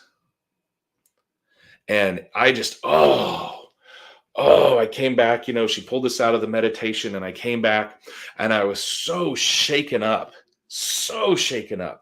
Everybody was sharing about, I met this, yogi who lived, 1,000 years ago, and I'm so happy he's a part of my life now. And I met this other spirit entity, and I met this, and they came to me to share. And I said, I can't even tell you what happened. I'm too disturbed by it. And they thought that meant it must have been some amazing, powerful, entity. Well, it was. And so I left there just being very shaken up. Shortly after that, I, went to my spirit guide. I don't remember if it was that night or, a night later, to try and find some reassurance, to try and find something, because now my mind is just swimming with, that was Jesus. Wait, is Jesus real? How could that be Jesus? I don't believe in Jesus. But you know what's funny? You went to the demon spirit to protect you from Jesus. That's hilarious. Yes. Instead of doing the opposite. It's so funny. Yeah, because your whole worldview is switched. Your whole paradigm is just the wrong way. And so I went to Goliath, seeking him out. Normally he would come to me, but I was really seeking him out.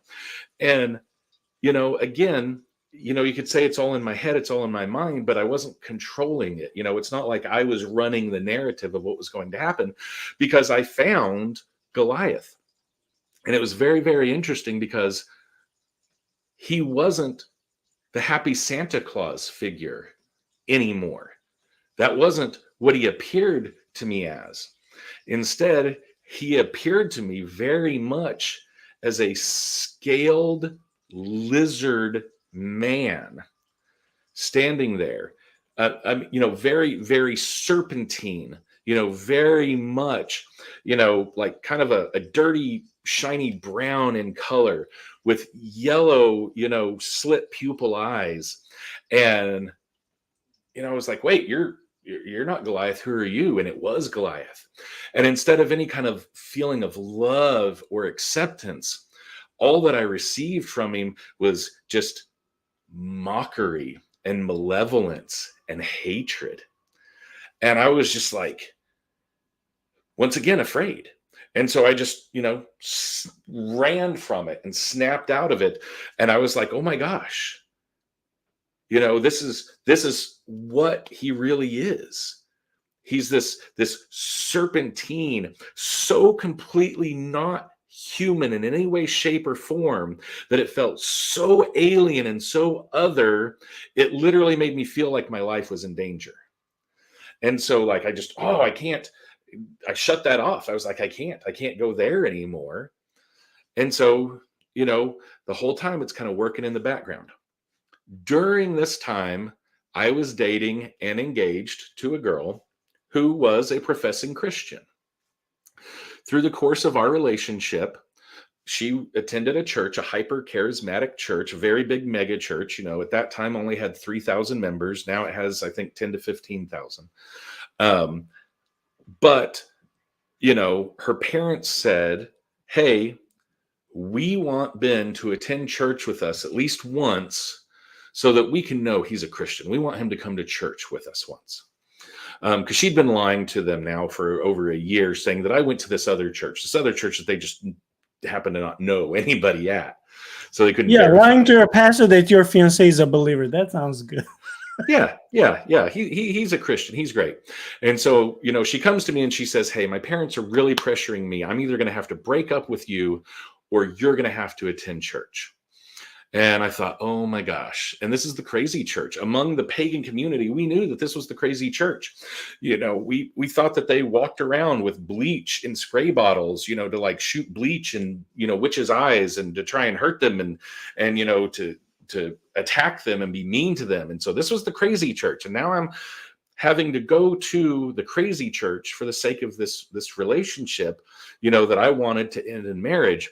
And so I remember taking and writing the runic symbols for protection on me, and grabbing all of my amulets and wearing all the necklaces and stuff, and just putting it on, to try and protect me from this horrible, evil church, and having it all underneath me to try and protect me. And I remember walking in, the big front doors of the church, and I walk in, and the first thing I see in the lobby is an ATM machine.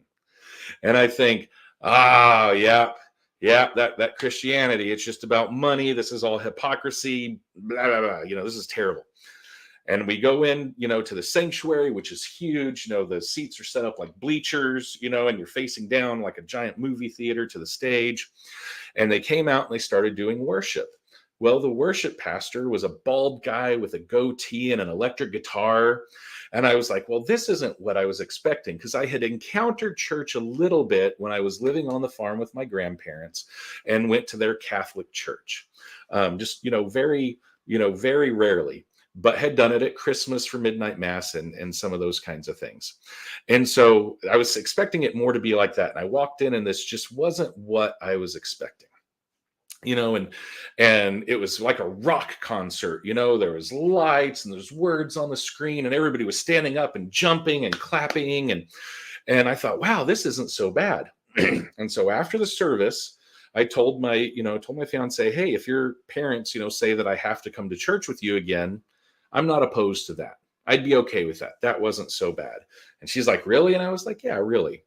So through the course of these things happening in my spiritual life, physically, I started to attend this church, which was part of my fiance's plan, because not only had she attended this church her whole life, she had also gone to school at this church. They had, a K through 12 school that was a part of the church.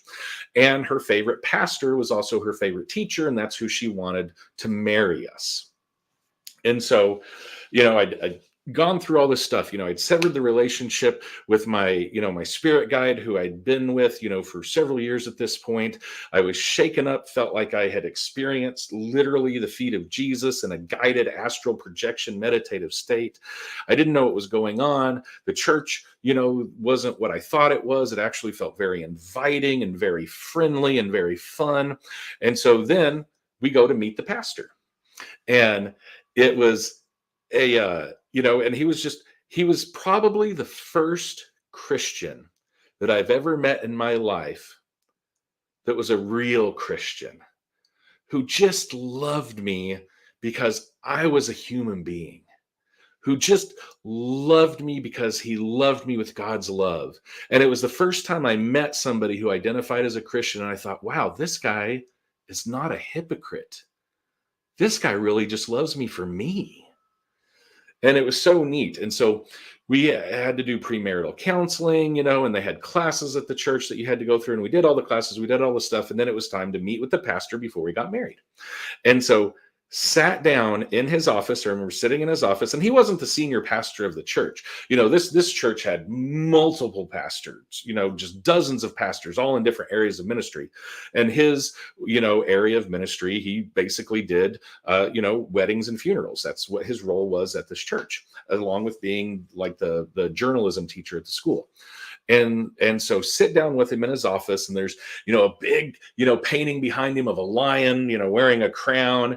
And my fiance and I are sitting, here holding hands across the desk from him. And he just talks to us, gets to know us, and kind of tells our stories. And my fiance had prepped me the whole drive in. He's going to want to know you're a Christian. If he doesn't think you're a Christian, he's not going to marry us, and this wedding is going to be ruined. And so you have to know what to say. And I was like, okay, fine. I've got this. I was like, I've got this. I know what to say. I'll just say I'm a Christian. I believe in Jesus. Okay. And so we're sitting there across the desk from him. And he, is kind of like, okay, Ben, I don't know you. I've never really met you before, and it's been nice getting to know you a little bit here, but I've got to ask you, I've got to know. And he says this, he says, if you were to step outside these doors today and get hit by a bus and die, where would you go?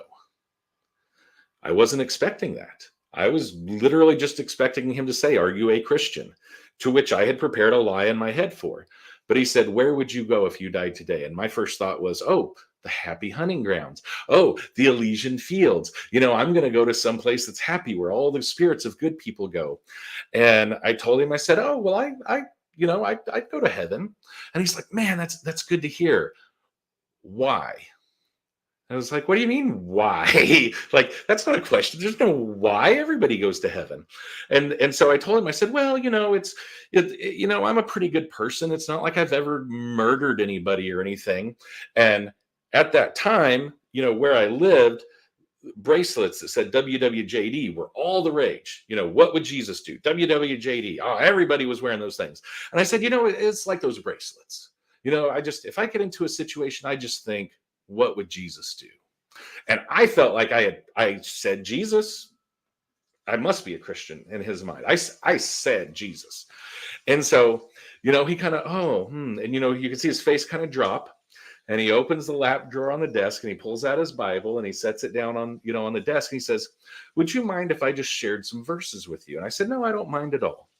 And so he started sharing with me out of Romans, and he took me through the Romans road, and everybody is a sinner and needs, is in need of a savior. And, your goodness, is as filthy rags to the Lord and all this kind of stuff. And so he shared these verses with me, and I was kind of like, okay. And he says, would you guys mind if I led you in a prayer, right? In the sinner's prayer. And he said, it's not against you. It's just for myself. Would you mind if I led you in a prayer just for my own peace of mind? And I said, okay, sure. And so I got down on my knees on the floor in his office, and I'm holding my fiance's hand as she's down on her knees.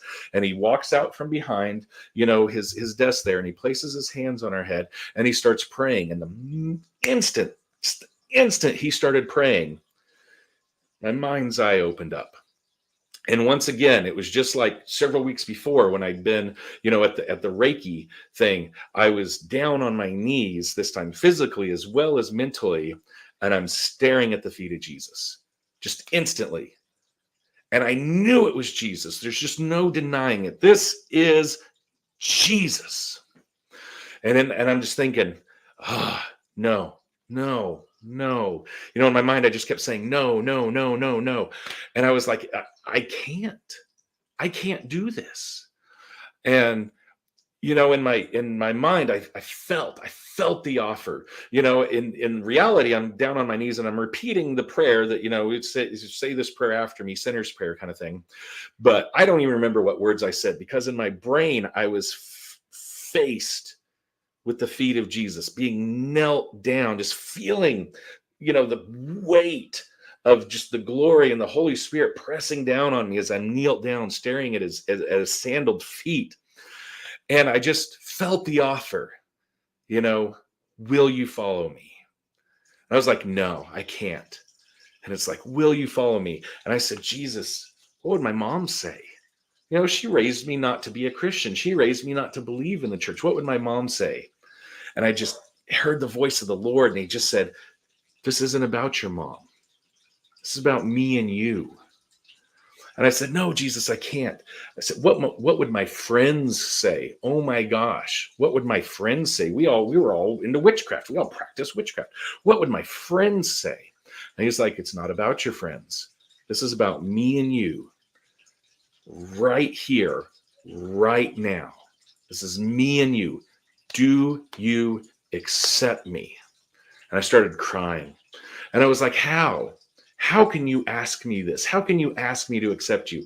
I have worked against you my entire adult life. I have denounced your name to people. I have argued with Christians. I have told them that they're hypocrites. I have done everything I can to stand against you. How could you ask me this? And he said, I'm asking you, will you follow me? And I'm crying. And I remember, and I'm just thinking, and my heart's just crying out. And I'm like, Jesus, if you're giving me this chance, if you're willing to give me this chance, then I give you the same chance. I will give you the same chance you're giving me. And then the prayer was over. I snapped out of it. He said, amen. We said, amen. We stood up. I shook his hand. I was expecting, like trumpets to be going off, and, an angelic chorus to be singing or something. But, it was just, thank you so much. Oh, nice to meet you, blah, blah, blah. And we left. And as we left, we're driving away. We get up to the first stoplight. And I look over at my fiance and I said, that prayer that he had us say at the end there? And she said, yeah. I said, I kind of meant that. And she said, what do you mean? I was like, I kind of meant that prayer. She thought I was mocking her because we always argued, because I was a pagan. She was a Christian. We always argued about religion. And I always just beat her down and said, what you believe is a lie and yada, yada, yada. And so she thought I was teasing her. She thought I was baiting her into an argument. I said, I kind of meant that. And she looked at me kind of side-eyed and she said, you don't kind of mean that prayer. You either meant it or you didn't. And I said, I meant that prayer. She thought I was lying. No big deal. I take her home. I drop her off. I go back home. I go to sleep. I wake up the next day and I'm driving to work and I'm on a bypass going around the city trying to get to work. And I'm driving 65 miles an hour in a 45 mile an hour zone. And I'm just bawling. The weight of the commitment of what I had just done just hit me like a ton of bricks. And I was just bawling and just crying out to God, thank you that you would do this for me, that you would accept me, that you would love me, that you would care. And so I'm just crying and I'm just driving and I'm just bawling and it's just amazing. It was just that moment, where it really hit home that I was going to follow him. And it mattered. It mattered so much. I was not going to be a hypocrite. I was not going to become what my mom had raised me to despise. It was going to make a difference in my life. And I wasn't just going to use the words and smile on Sunday and then live like everybody else. Man, I was going to walk it and it was going to matter and it was going to mean something and it was going to make a difference. Now, prior to this, if we back up, here I am, the salvation moment, just bawling and crying. We back up a couple of weeks. It was after the Reiki thing, but before I accepted Jesus, 2 weeks.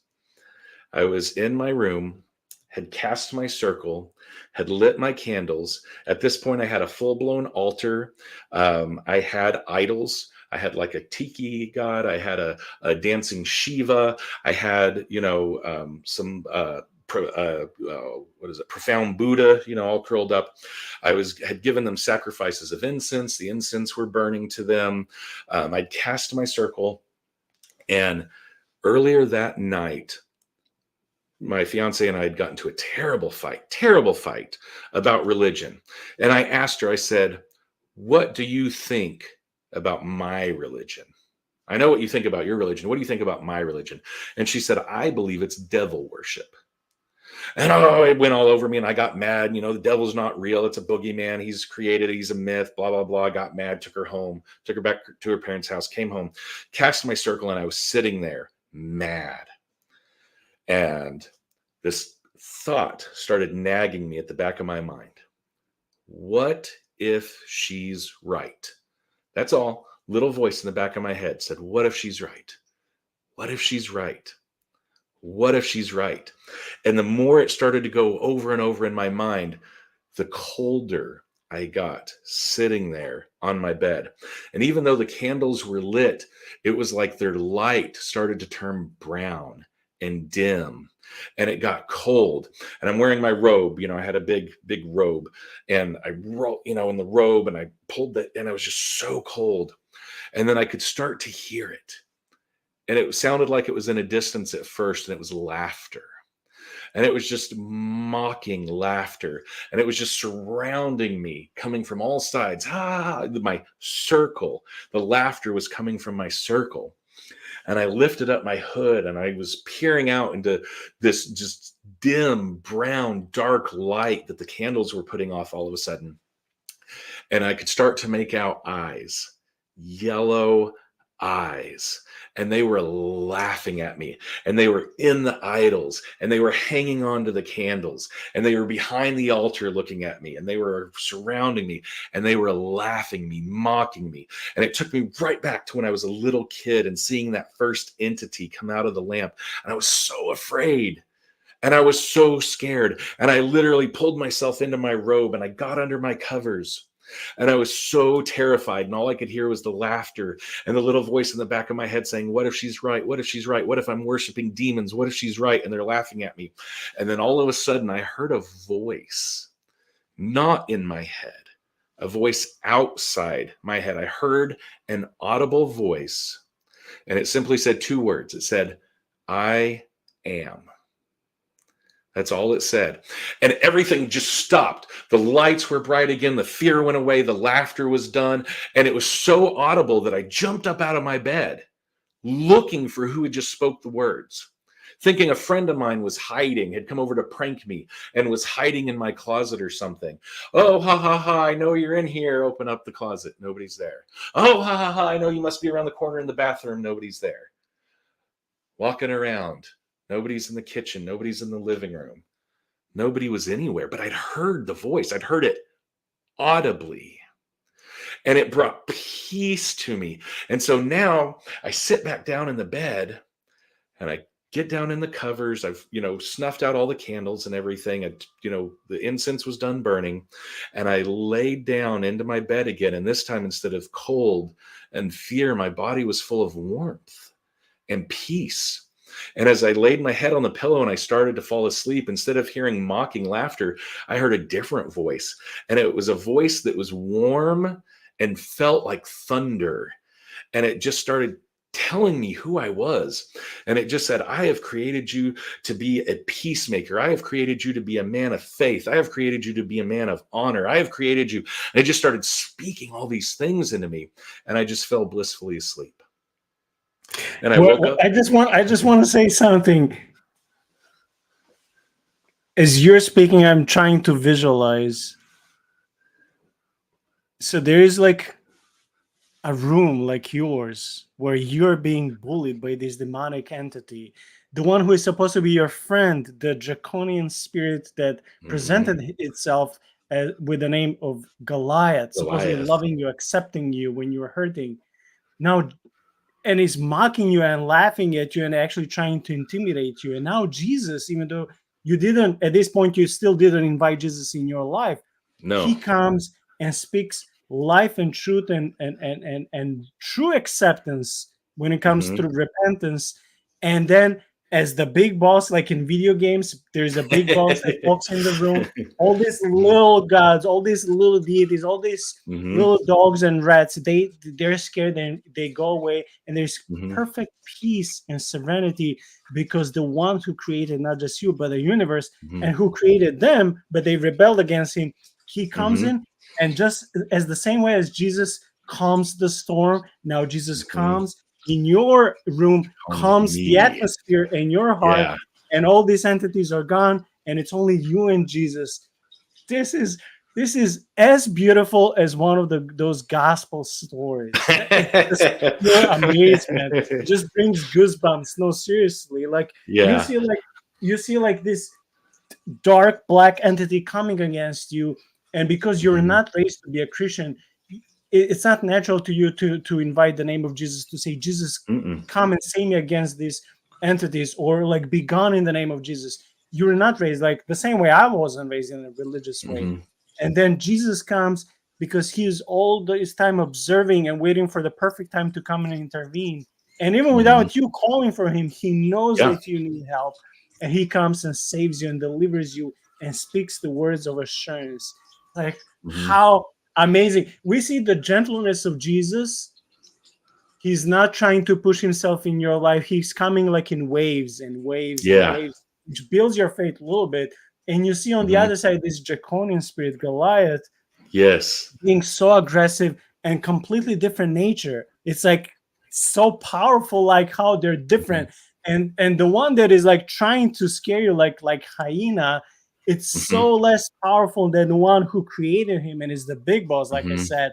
but he chose to come in a different way. It's like this Yeah. speaks volumes that, like, when you open systematic theology, you don't see these things. This comes only from personal experience with the Lord. Yeah. Yeah. I call it my Christophany because it is when Jesus revealed himself to me. And even then, even after that revelation and knowing that was Jesus, knowing it was, I still kept him at bay for 2 whole weeks. I put it off. I put it out of my mind. And not until that pastor, invited me down onto my knees and created a space for me to come face to face with the loving creator did I finally 2 weeks later accept him and invite him into my life and give my loyalty and my love to him and say yes. And from that point, like, yeah, I'd seen things happen. I'd been chasing after power in my life because I'd wanted control. I was a scared little kid and the world was hurting me. And my whole life I wanted control. And I turned to witchcraft. I decided I wanted to be the dark, scary thing that people were afraid of. I embraced it to try and become it. And so now that I've become a Christian, I see the deception. Everything's starting to turn over. And I'm realizing, well, I thought I was powerful. I wasn't. I was being mocked. I was being fed on. I was being abused. I mentioned that I'd been sexually abused growing up. When I was 16 or 17, I was in a sexually abusive relationship with another male that was in my life. And in a moment where he sodomized me, I, from pain, fell forward and hit my head and blacked out. And I remember feeling like I rose up out of my body. And as I rose up, I saw these 3 beings that their skin was bluish and decayed. Their teeth had gaps and were rotten, looked almost like wood. And they had sparse hair on their head. And they were making this chittering noise as the 3 of these beings were consuming and eating and feeding off of something.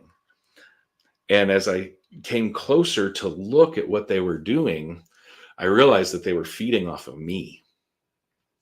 And so again, one of the beings saw me and started to approach me, and I got fear and I snapped back into my body, and I woke up from having blacked out from the pain, and it hurt, and I got up and I could barely walk, and that whole thing.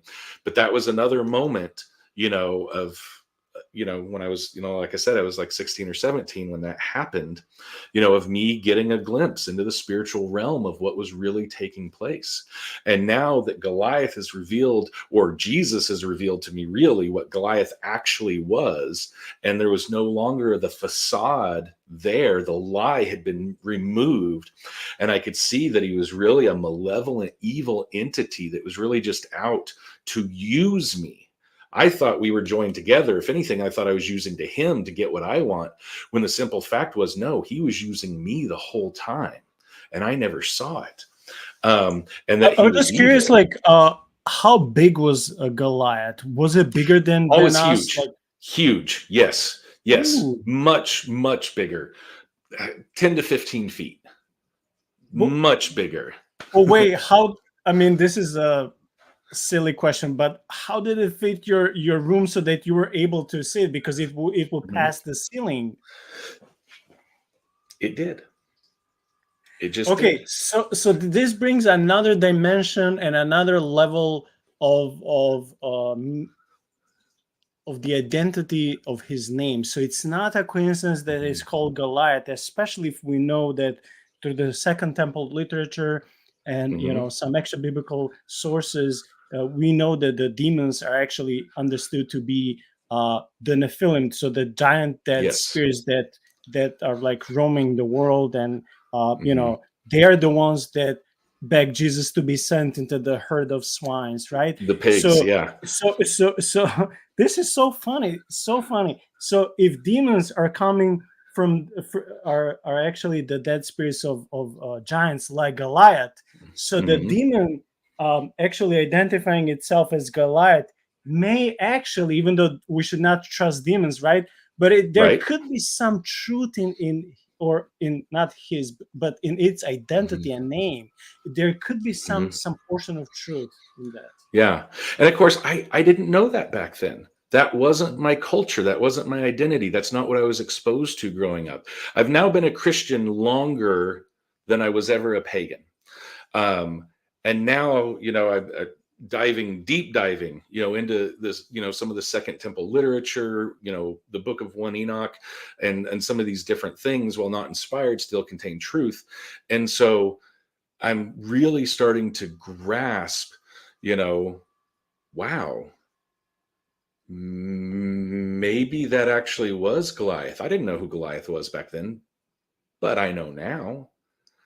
And realizing that,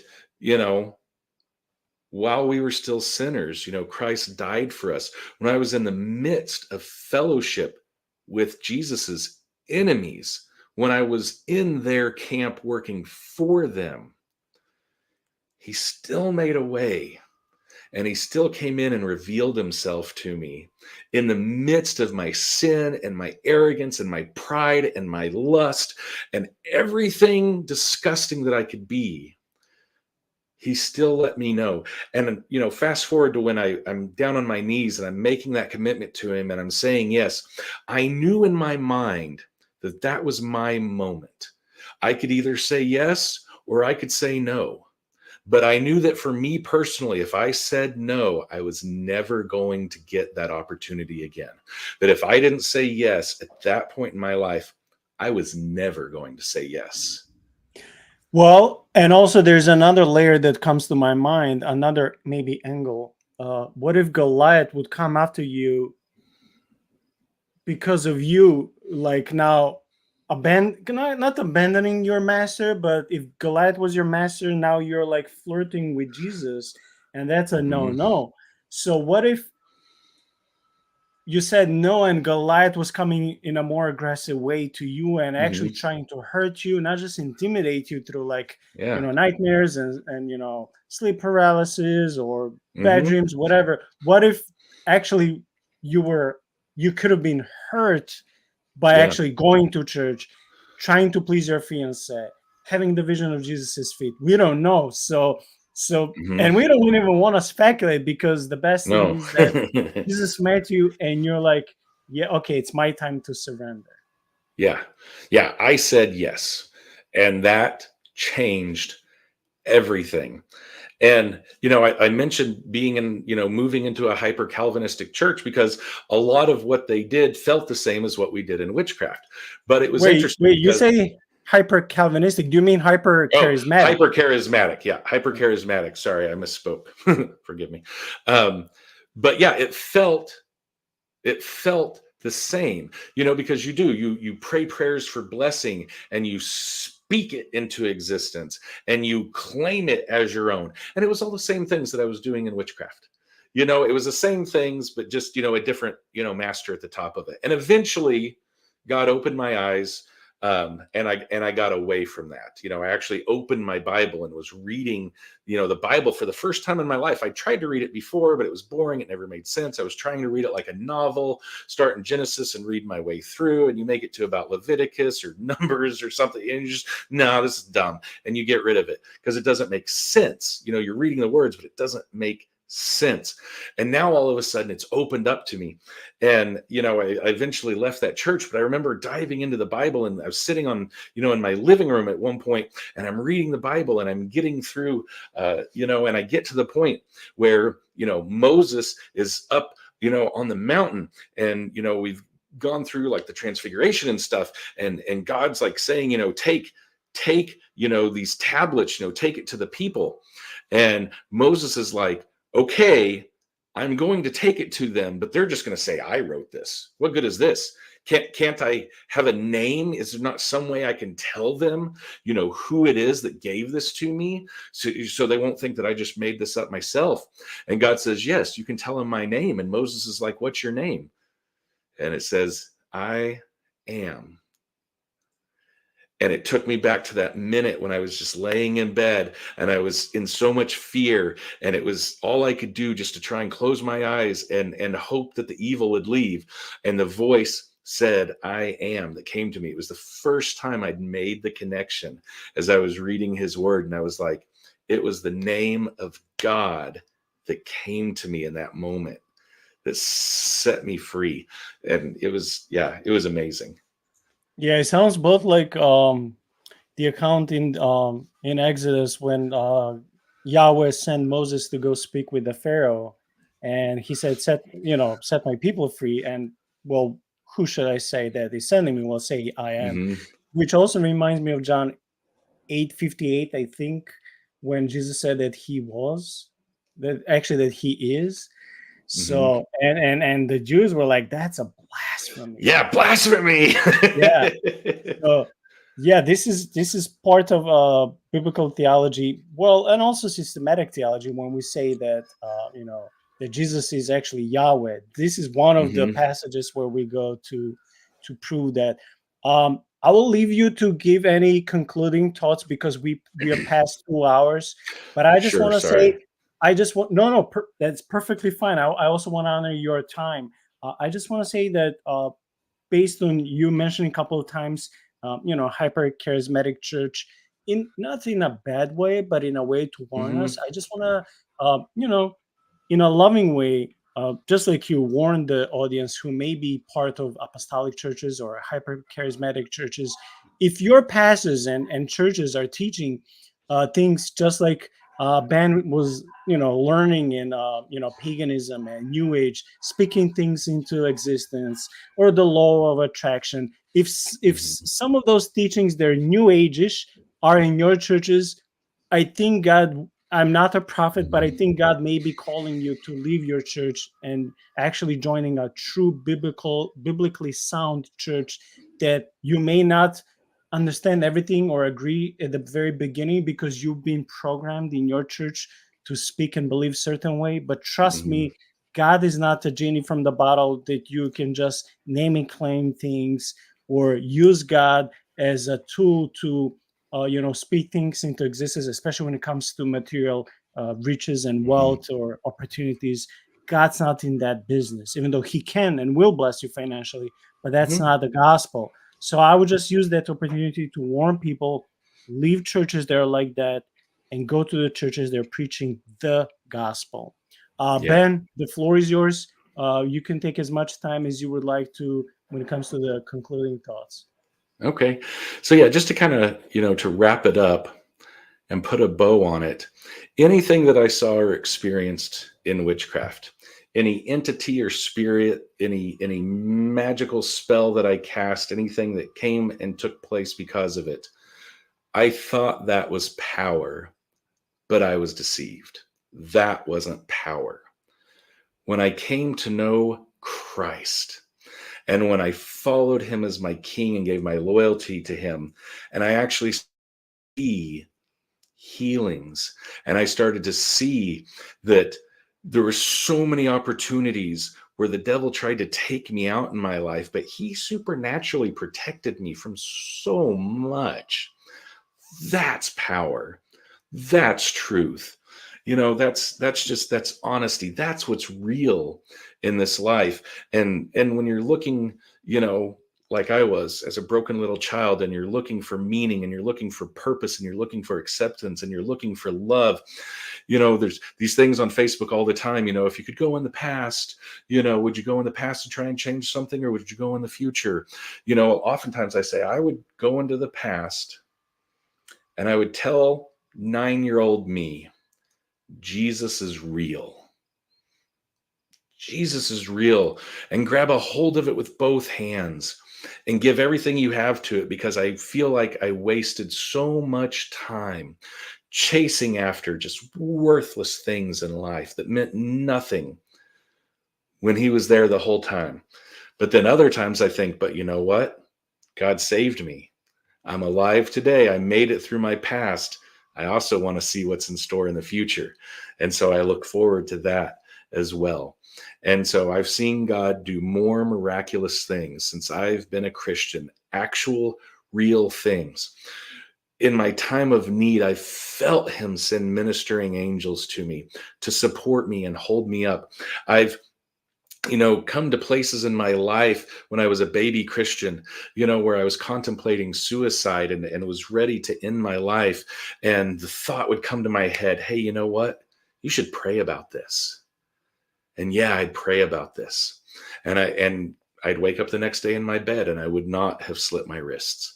Like I've had God show up in my life in so many miraculous ways, so many blessings, so many things that actually really matter and make a difference. That's the real power of God, and that it's not about me, and that's so freeing. It's not about me trying to control. It's not about me trying to manifest. It's not about me taking my destiny and making it happen. It's me surrendering, that through surrendering to God, I find real strength, and I find contentment, and I find power and acceptance and love. And I see my life start to come together because of Jesus. So yeah, that's it. Amen. Ben, I want to say something, and I'm being very, very honest. This couple of hours spent with you tonight has been the highlight in my last month or so. I truly enjoyed your testimony, and all these supernatural aspects has pumped up my faith and actually made me expect more from Jesus when I pray for some impossible prayers, especially when it comes to, sicknesses or some of my people, people dear and close to my heart for their salvation, things that I cannot do, things that no one can do, but Jesus can. Yeah. So it has blessed me so much, and I believe it will bless not just tonight, but in the time to come. It will bless so many people. And this is another reason why I would kindly invite everyone watching this, please keep sharing links, please subscribing, please comment. All of these things don't cost you a penny. It can cost you a few seconds of your time, but it's like a snowball effect that hopefully will start affecting more and more and more people out there in this digital era where we are bombarded and surrounded by so much garbage out there in the digital world. So why not spreading some encouraging, powerful, truthful message such as Ben's testimony? And that being said, we will see you guys again live next Sunday or next Friday with another guest. And until then, Ben, thank you so much for being my guest. Thank you so much for this Thank privilege you. of listening to your story. I truly, truly enjoy it. May God continue to bless you and use you to bless your home, your work, maybe future ministry. I don't know what God has for you. And, let's stay in touch. So we'll see what God Yeah, has in store for both of us. absolutely. Thank you so much. And thank you for everybody for watching. Yeah. Thank you. God bless. Bye-bye.